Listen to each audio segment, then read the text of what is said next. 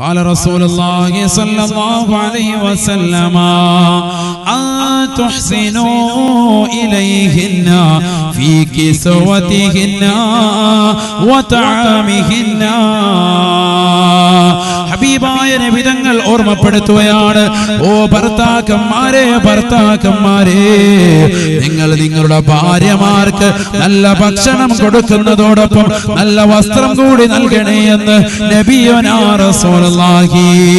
എത്രയോ ഭാര്യമാരാണ്, എത്രയോ സഹോദരിമാരാണ് ഒരു കല്യാണത്തിന് പങ്കെടുക്കാൻ പുതുവസ്ത്രമില്ല, ഒരു വീട്ടിലേക്ക് പരവാസോല് കൂടാൻ, അവരുടെ വീട്ടിലേക്കൊന്ന് പോകാൻ നല്ല ഒരു പുതുവസ്ത്രമില്ല, നല്ല ഭംഗിയുള്ള വസ്ത്രമില്ല, നല്ല മുഞ്ചുള്ള വസ്ത്രമില്ല, തേച്ചു കുളിക്കാൻ നല്ല സോപ്പില്ല, മണസോപ്പില്ലാത്ത അവസ്ഥയല്ലയോ.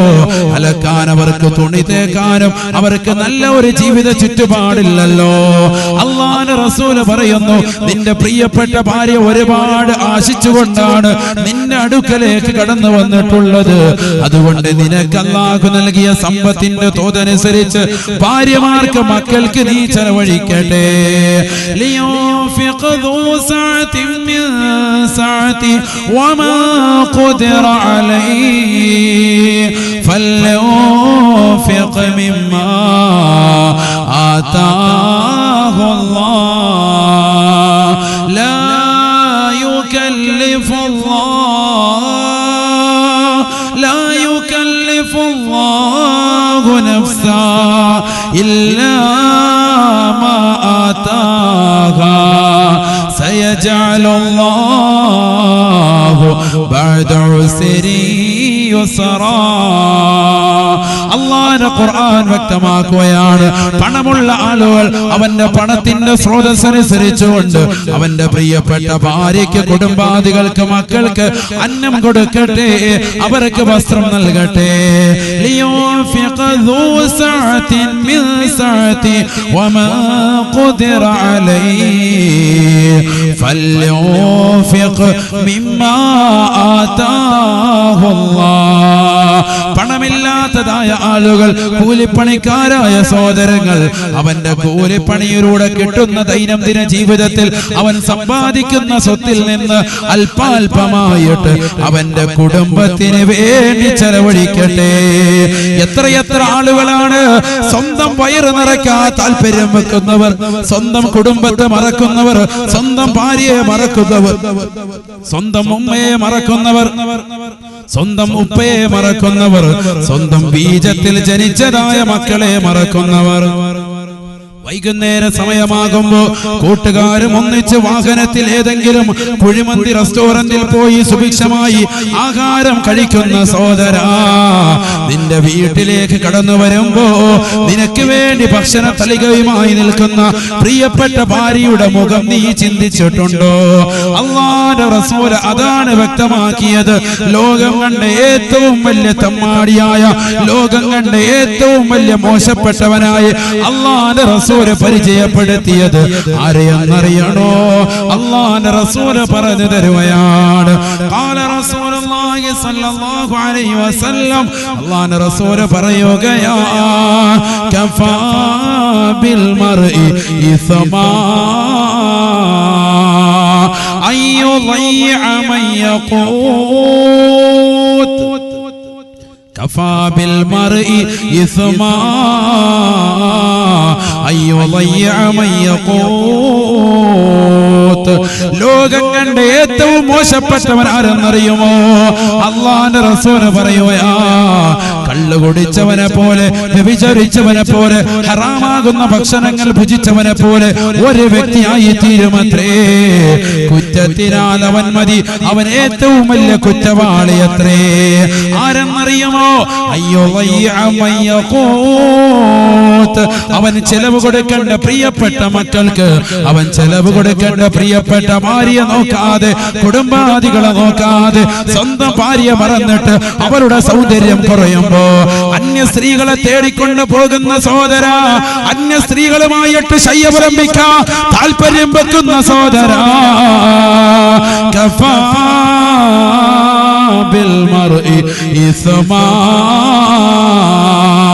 അവനാണ് ലോകം കണ്ട ഏറ്റവും വലിയ തെമ്മാടി, അവനാണ് ലോകം കണ്ട ഏറ്റവും വലിയ കുറ്റവാളി എന്ന് നബിയുനാ റസൂലുള്ളാഹി. പ്രവാസ ലോകത്തുള്ള സഹോദരങ്ങളാണ് ഈ നാട്ടിലുള്ള ചെറുപ്പക്കാരെന്ന് വിനീതനറിയാം. അതുകൊണ്ട് കുമ്മനം ഉസ്താദ് നിങ്ങളോട് അല്ലാഹുവിന്റെ റസൂലിന്റെ വാക്യം ഓർമ്മപ്പെടുത്തുകയാ. നിങ്ങളുടെ ഭാര്യമാരെ സംതൃപ്തിപ്പെടുത്താൻ നിങ്ങൾ റിയാൽ സ്വന്തം മുടക്കിയിട്ടാണെങ്കിലും വർഷത്തിൽ ഒരിക്കലെങ്കിലും അവരുമായിട്ടുള്ള വൈകാരിക തലം പരിഗണിക്കണേ, പരിഗണിക്കണേ. ഭക്ഷണം നിങ്ങൾ കൊടുക്കുന്നുണ്ടാകും, അമ്പരച്ചുംബികളായ മണിമേടുകൾ വെച്ച് കൊടുക്കുന്നുണ്ടാകും, സുന്ദരമായ ജീവിതം നിങ്ങൾ ആറാടുന്നുണ്ടാവും, മക്കൾക്ക് സുഭിക്ഷമാകുന്ന പഠിപ്പിനുള്ള വിദ്യാഭ്യാസത്തിന് ഉതകുന്നതെല്ലാം കൊടുക്കുന്നുണ്ടാകും. പക്ഷെ അല്ലാഹുവിന്റെ ഖുർആൻ പറയുന്നു അത് മാത്രം പോരാ, അത് മാത്രം പോരാ. നിന്റെ പ്രിയപ്പെട്ട ഭാര്യയ്ക്ക് വൈകാരിക തലം കൂടി നീ പരിഗണിക്കണേ, പരിഗണിക്കണേ. വർഷത്തിൽ ഒരിക്കൽ സൗദിയിലുള്ളവനോ ലണ്ടനിലുള്ളവനോ ഒമാനിലുള്ളവരാകട്ടെ, യുഎഇയിലുള്ളവരാകട്ടെ, ഖത്തറിലുള്ളവരാകട്ടെ, നിന്റെ പ്രിയപ്പെട്ട ഭാര്യയുടെ വൈകാരിക തലം പരിഗണിക്കണേ, പരിഗണിക്കണേ. ഉസ്താദേ, ഞങ്ങളുടെ കുടുംബത്തിന് അന്നം തേടി പുറപ്പെട്ടതാണ്, അതുകൊണ്ട് 5 വർഷം കൂടുമ്പോഴേ വരാൻ പറ്റൂ. പറ്റൂല, പറ്റൂല. ഇസ്ലാം മതം നിഷ്കർഷിക്കുന്നത് 4 മാസമാ, 4 മാസമാ. എന്നാൽ ആ 4 മാസമല്ല, 5 മാസമല്ല, 6 മാസമല്ല, 7 അല്ല, 12 മാസം നീ തികച്ചാലും നിരന്തരമായി അവളുമായി ഫോണിലൂടെ ബന്ധം എപ്പോഴും ഉണ്ടാവണേ. അത് നിന്റെ ഭാര്യയുമായിട്ടുള്ള സ്നേഹം അദമ്യമാക്കാൻ ഉപകരിക്കുമേ. നീ വൈവാഹിക ജീവിതത്തിലേക്ക് നിന്റെ ഭാര്യയെ കൊണ്ടുവന്നിട്ട് പിന്നെ അവളുമായി വിളിയില്ല, അവളുമായി സംസാരമില്ല, നിനക്കിഷ്ടപ്പെട്ട രീതിയിൽ നീ നടക്കുകയാണെങ്കിൽ പൊന്നുമോനെ, ഈ കാലം നശിച്ചതാണ്. ഈ കാലം തന്നെയാണ് സാക്ഷ്യം, നിന്റെ ഭാര്യ മോശപ്പെട്ടതാകുമേ. അതുകൊണ്ട് ശ്രദ്ധിക്കണേ, ശ്രദ്ധിക്കണേ. കഴുകന്മാര് ചുറ്റുമുണ്ടേ, മോശപ്പെട്ട പ്രവണതകളുമായി, മോശപ്പെട്ടതാകുന്ന ഫിലിമുകളുമായി, വാട്സാപ്പും പ്രോക്രയും ഫേസ്ബുക്കും ഒക്കെ വികസിച്ചിരിക്കുന്ന ഈ കാലഘട്ടത്തിൽ, സോഷ്യൽ മീഡിയ നെറ്റ്വർക്ക് വല്ലാതെ കടന്നുകൂടിയിരിക്കുന്ന ഈ കാലഘട്ടത്തിൽ, കൊച്ചു കുട്ടികളുടെ കൈകളിൽ പോലും മൊബൈൽ ഫോണിന്റെ തരംഗം വ്യാപിക്കുന്ന ഈ കാലഘട്ടത്തിൽ, വൈവാഹിക ജീവിതം കഴിയുന്ന പെൺകുട്ടികൾ പോലും ടാബ് സ്വന്തമാക്കാൻ താല്പര്യം വെക്കുന്ന ഈ കാലഘട്ടത്തിൽ ചിന്തിക്കണേ, ചിന്തിക്കണേ. നിസാര വിഷയമല്ല, നിസാര വിഷയമല്ല. അല്ലാഹുവിന്റെ റസൂൽ പറയുകയാ, നിന്റെ പ്രിയപ്പെട്ട ഭാര്യ മറന്നിട്ട് നിനക്ക് ജന്മം നൽകിയ, നീ ജന്മം കൊടുത്തതായ നിന്റെ പ്രിയപ്പെട്ട മക്കളെ മറന്നിട്ട് നിനക്ക് ജന്മം നൽകിയതായ നിന്റെ പ്രിയപ്പെട്ട മാതാപിതാക്കളെ മറന്നിട്ട് വനമുകളിൽ സന്യസിക്കാൻ പോയാലും, അത് ഏർവാടി ദർഗയിൽ പോയിരുന്നാലും, അത് ഭീമാപ്പള്ളി ഉറൂസിന് മാമാങ്കത്തിന് പോയാലും, പൊന്നുമോനെ, പൊന്നുമോനെ, അല്ലാഹു നിന്റെ അമലുകളെ സ്വീകരിക്കൂല. ആ അമലുകൾ മുഴുവനും ഖബറടക്കുമേ. അല്ലാഹുവിന് അത്തരത്തിലുള്ള അമലുകൾ വേണ്ട. ഏറ്റവും വലിയ അമല് നിന്റെ ഭാര്യയുമായിട്ടുള്ള ബന്ധമാ.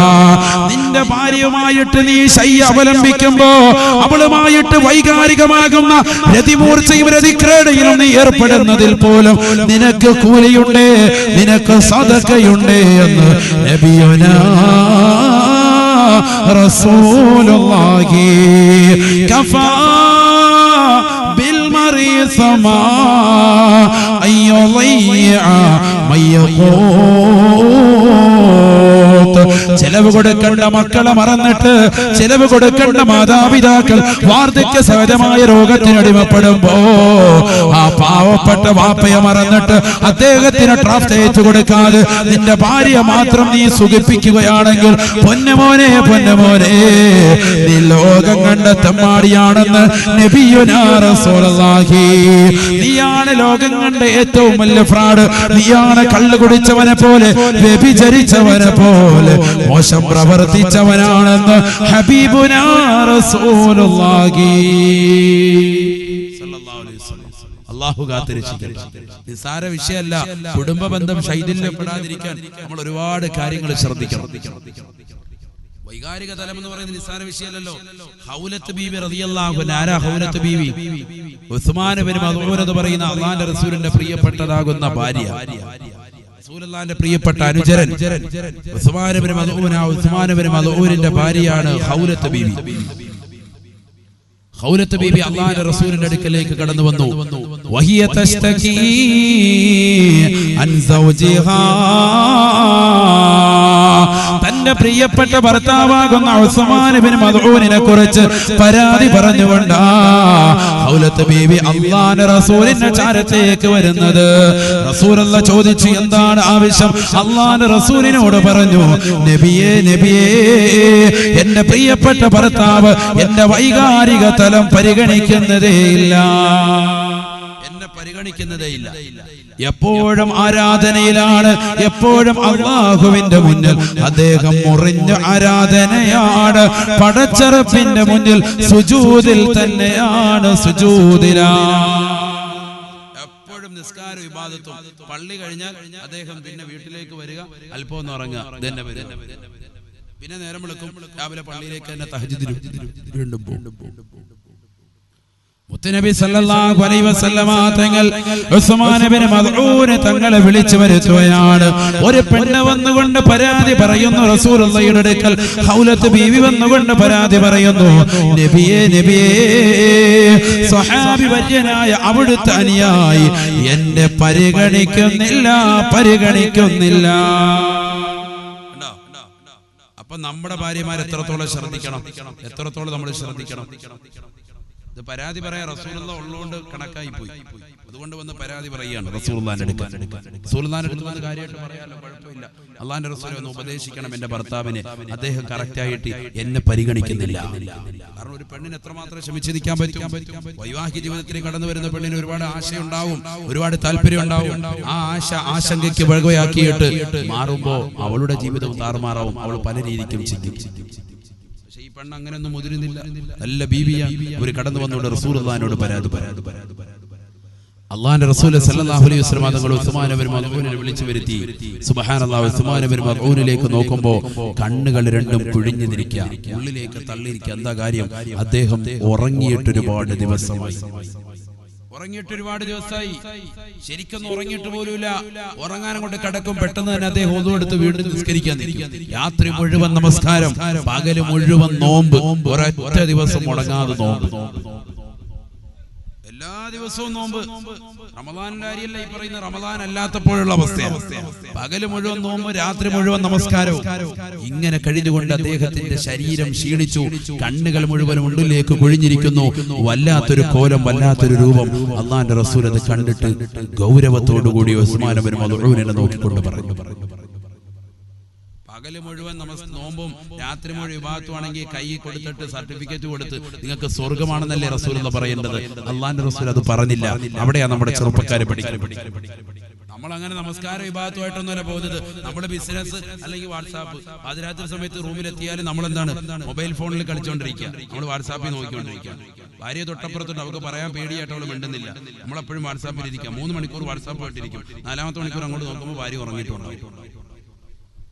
ഇപ്പോഴത്തെ കാലഘട്ടത്തിൽ ഇപ്പോഴത്തെ പരിപാടി ഞാൻ ഈ പറയും. അല്ലാഹു കാത്തിരക്ഷിക്കുമാറാവട്ടെ.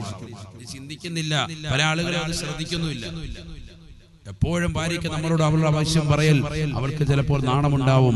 അതൊരു പക്ഷേ കണ്ടറിഞ്ഞ് പ്രവർത്തിക്കേണ്ടത് പുരുഷനെ സംബന്ധിച്ച് ഇതൊരു നിസ്സാര വിഷയമല്ല ഈ പറയുന്നത്. നമ്മുടെ കുടുംബ ജീവിതത്തിൽ ശൈഥില്യമുണ്ടാകാൻ ഏറ്റവും കൂടുതൽ കാരണം ഇത് തന്നെയാണ്. അല്ലാഹുവിന്റെ റസൂൽ സല്ലല്ലാഹു അലൈഹി വസല്ലമ തങ്ങൾ ഉസ്മാൻ ഇബ്നു മദ്ഊനിനോട് പറഞ്ഞു അത്രേ, യാ ഉസ്മാൻ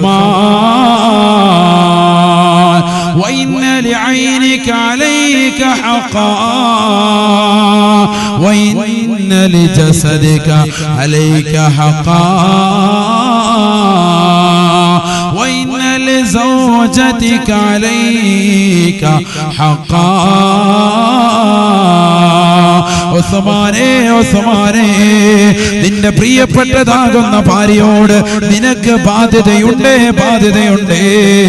നിന്റെ ശരീരം ഇങ്ങനെ ക്ഷീണിപ്പിക്കല്ല, നിന്റെ ശരീരം ഇങ്ങനെ ക്ഷയിപ്പിക്കല്ല. പാതിരാത്രി സമയം മുഴുവൻ നമസ്കരിച്ച് പകൽ മുഴുവൻ നോമ്പനുഷ്ഠിച്ചുകൊണ്ട് ഇങ്ങനെ നീ കഴിയരുത് ഉസ്മാനേ. ഇത് ഇസ്ലാമികമാകുന്ന പ്രവർത്തനമല്ല. വഇന്ന ലിഐനിക അലൈക ഹഖാ നിന്റെ കണ്ണുകൾക്ക് മേൽ നിനക്ക് ബാധ്യതയുണ്ട്. നിന്റെ ശരീരത്തിന്റെ അവയവമാണ് കണ്ണ്. ആ കണ്ണുകളെ ഉറക്കമൊഴിച്ചുകൊണ്ട് ശയിപ്പിക്കരുതേ. ആ കണ്ണുകൾ ഉള്ളിലേക്ക് വല്ലാതെ കുഴിഞ്ഞിരിക്കുന്നു. അതുകൊണ്ട് ശരീരത്തിന് ഉറക്കം കൊടുക്കണേ, ശരീരത്തിന്റെ ക്ഷീണം മാറ്റണേ. കണ്ണിനോട് പ്രത്യേകമായിട്ട് നിനക്ക് ബാധ്യതയുണ്ട്.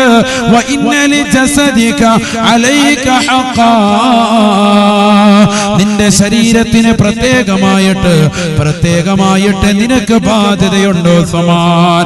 പകല് മുഴുവനും നോമ്പനുഷ്ഠിച്ചുകൊണ്ട് നിന്റെ ശരീരത്തെ നീ ക്ഷീണിപ്പിക്കരുതേ.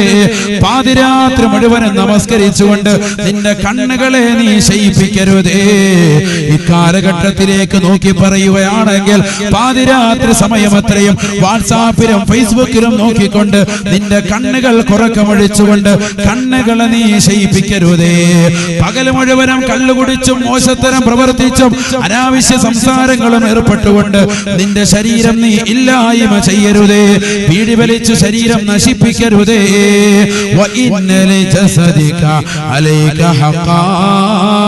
നിന്റെ ശരീരത്തിനോട് നിനക്ക് ബാധ്യതയുണ്ടോ സമാൻ. അല്ലാഹുവിന്റെ റസൂൽ നിർത്തുന്നില്ല. റസൂൽ പൂരിപ്പിക്കുന്നത് അവസാനമായി പറയുന്നത് വഇന്നലി സൗജതിക അലൈക ഹഖാ. നിന്റെ പ്രിയപ്പെട്ട ഭാര്യക്ക്, നിന്റെ പ്രിയപ്പെട്ട ഭാര്യയോട് നിനക്ക് ബാധ്യതയുണ്ടോ സമാൻ. നിനക്ക് ബാധ്യതയുണ്ടോ സമാൻ. അവരുടെ വൈകാരിക തലത്തെ നീ പരിഗണിക്കണേ ഉസ്മാനെന്ന് നബിയുനാ റസൂലുള്ളാഹി. നീ നോമ്പ് പിടിച്ചോ, പക്ഷേ ഒന്നരാടമാകണേ. ഒരു ദിവസം നോമ്പനുഷ്ഠിച്ചിട്ട് അടുത്ത ദിവസം നോമ്പനുഷ്ഠിക്കാതിരിക്കണേ. അത് ദാവൂദ് നബിയുടെ നോമ്പാണെന്ന് നബിയുനാ റസൂലുള്ളാഹി. രാത്രിയെ നീ മൂന്നായിട്ട് ഡിവൈഡ് ചെയ്യണേ. ഒരു സമയം അല്ലാഹുവിനെ ആരാധിക്കാനും ഒരു സമയം നിന്റെ ആരാധന കർമ്മങ്ങൾ ചെയ്തുകൊണ്ട് നീ മാറ്റിവെച്ചുകൊണ്ട് മറ്റൊരു സമയം നിനക്കിഷ്ടമുള്ള പ്രവർത്തനങ്ങളിൽ ഏർപ്പെട്ടുകൊണ്ട് മറ്റൊരു സമയം നിനക്ക് ഉറങ്ങാനും വേണ്ടി മൂന്നായിട്ട് രാത്രിയെ പോലും ഡിവൈഡ് ചെയ്യണേ. രാത്രി മുഴുവനും ഉറക്കമൊഴിച്ച് നമസ്കരിക്കുന്നത് നല്ലതല്ല എന്ന് നബിയുനാ റസൂലുള്ളാഹി. അമിതം നമ്മൾ കാണിക്കാൻ പാടില്ല. അമിതവയം എന്ന് പറയുന്നത് അത് ഭക്ഷണത്തിലോ അല്ലെങ്കിൽ ആലങ്കാരികമാകുന്ന ജീവിതമാകുന്ന ചുറ്റുപാടിലോ മാത്രമല്ല, ഇബാദത്തിൽ പോലും അമിതം കാണിക്കാൻ പാടില്ല. അങ്ങനെയാണ് തദ്ബീർ എന്ന് പറയുന്നത്. ഇബാദത്തിൽ പോലും അമിതമാകാൻ പാടില്ല. ഇബാദത്തിൽ പോലും കണിശത വേണം. ഓവറായിട്ട് അങ്ങോട്ട് ആക്ടി കാണിച്ച് നിസ്കരിക്കുക, ഓവറായിട്ട് നോമ്പ് പിടിച്ച് ഡെയിലി നോമ്പ് പിടിച്ചിട്ട് അങ്ങോട്ട് ശരീരം ക്ഷീണിപ്പിക്കുക, സൂഫിയാന്ന് നാട്ടുകാരെ കൊണ്ട് പറയിപ്പിക്കുക, അതൊന്നും ഇസ്ലാം പെട്ടതല്ല. അതാ അല്ലാഹുവിന്റെ റസൂൽ പറഞ്ഞത്. നിനക്ക് എല്ലാ ദിവസവും നോമ്പ് പിടിക്കണമെന്ന് ആശ, അത് പറ്റൂല. ഒന്നരാടം പിടിച്ചോ. ഒരു ദിവസം നോമ്പ് പിടിക്കുകയാണെങ്കിൽ അടുത്ത ദിവസം നോമ്പ് പിടിക്കരുത്. അതിനടുത്ത ദിവസം നോമ്പ് മുറിക്കുകയാണെങ്കിൽ പിറ്റത്തെ ദിവസം നോമ്പ് നീ പിടിക്കുക. അങ്ങനെ നീ പിടിക്കുക. രാത്രി മുഴുവനും നമസ്കരിക്കുന്നത് ഇസ്ലാമികമല്ല. ആര് പറയാ? സയ്യിദുനാ റസൂലുള്ളാഹി. കാരണം കല്യാണം കഴിഞ്ഞവർക്ക് ബാധ്യതയുണ്ട്. കല്യാണം കഴിയാത്തവർക്കൊക്കെ അവർ നമസ്കാരം ഇബാദത്ത് വയ്ക്കോ. നീ വൈവാഹിക ജീവിതത്തിലേക്ക് കാലെടുത്ത് വെച്ചാൽ നിന്റെ കൂടെ ഒരു പെണ്ണുകൂടി വൈവാഹിക ജീവിതത്തിലേക്ക് കടന്നു വന്നാൽ നിന്നെ പ്രതീക്ഷ വെച്ചുകൊണ്ടൊരു പെണ്ണുകൂടി കടപ്പറയിൽ കാത്തിരിക്കുന്നുണ്ട് എന്നുള്ള ഒരു ബോധ്യം നിന്റെ മനസ്സിലുണ്ടാകട്ടെ. അതനുസരിച്ച് നീ പ്രവർത്തിക്കണം. അല്ലാതെ കല്യാണം കഴിക്കാനാത്തവന് അവൻ ഇബാദത്ത് ചെയ്യുന്നതിന് ഇവിടെ ആർക്കും എതിർപ്പില്ല. അവൻ ഇബാദത്തുമായിട്ട് കഴിഞ്ഞ് എന്നെ വെക്കോട്ടെ. അവൻ കാലിച്ചാനടുക്കൽ ജമാഅത്തിൽ വന്നുകൊണ്ട് രാത്രി മുഴുവൻ നിസ്കരിച്ചോട്ടെ, ഒരു കുഴപ്പമില്ല. വൈവാഹിക ജീവിതത്തിലേക്ക് ഒരു പെണ്ണിനെ കൂടി നീ കൂട്ടിക്കൊണ്ടുവന്നാൽ നിനക്കൊരുപാട് ബാധ്യതകളായി, ഉത്തരവാദിത്തങ്ങളായി. അതിന് മക്കളും കൂടെ ആയാൽ ഉത്തരവാദിത്വം ഇരട്ടിയായി. അത് നീ പാലിച്ചേ പറ്റൂ. ഇല്ലെങ്കിൽ നീ അതിലൊന്നും തുനിയണ്ട. മാറി നിന്നോ. നീ അതിൽ മാറി നിൽക്കുക. നീ അതിൽ ഇതൊക്കെ ചെയ്യുകയാണെങ്കിൽ ഒരുപാട് ബാധ്യതകളുണ്ട്. കണിശമായ രീതിയിൽ ആ ബാധ്യതകളൊക്കെ നീ പരിഗണിക്കണം. ആര് പറയാ? സയ്യിദുനാ റസൂലുള്ളാഹി സ്വല്ലല്ലാഹു അലൈഹി വസല്ലം.